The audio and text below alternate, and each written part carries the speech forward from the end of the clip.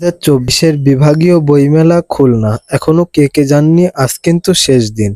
যারা যারা বইমেলা মিস করতে না চান তাহলে কিন্তু আজই যেতে হবে। আর বইমেলাটা হচ্ছে বিভাগীয় কমিশনারের কার্যালয় নূরনগর বয়রা খুলনাতে। প্রবেশ করে বাম সাইডে এসে দেখলাম এখানে সুন্দর সুন্দর কিছু বই রয়েছে। তারপর সামনের দিকে আসলাম, এখানে এসে দেখি এই যে খড়কুটো দিয়ে ছোট ছোট পাখির বাসা করা, আর এখানে বিভিন্ন ধরনের গাছ রয়েছে ছোট ছোট। এগুলো কিন্তু খুব সুন্দর লাগতেছিল দেখতে। আর এই সাইডে রয়েছিল কিছু ফুল গাছ। এখানে কিন্তু অনেক রকমের গাছ ছিল, সবগুলো ভিডিওতে দেখালাম আপনাদের। তারপর এই সাইডে আসলাম, এখানে দেখলাম রক্ত পরীক্ষা করার একটা জায়গা। এ পাশে দেখে একটু লোকের ভিড় বেশিতে আমি আসলাম, এসে দেখি এইখানে কিছু বই ছিল। আর ওই সাইডে কিন্তু সুন্দরবনের নমুনা করা ছিল, এখানেও কিন্তু কিছু গাছ ছিল।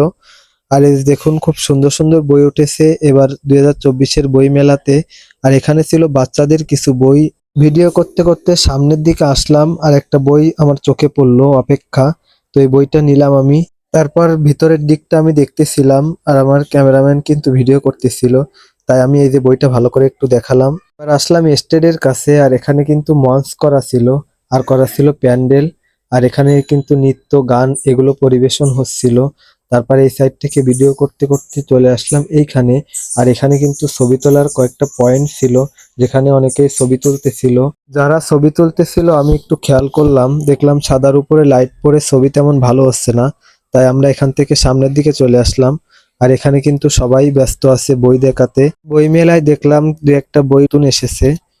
বইমেলা ঘুরে ঘুরে দেখতেছিলাম, এই যে কিছু জায়গা দেখতেছিলাম একটু বেশি ভিড়, আর কিছু জায়গায় দেখতেছিলাম যে ফাঁকা ফাঁকা দোকান। আমরা আমাদের মতো ভিডিও করতে করতে সামনের দিকে আগাচ্ছিলাম।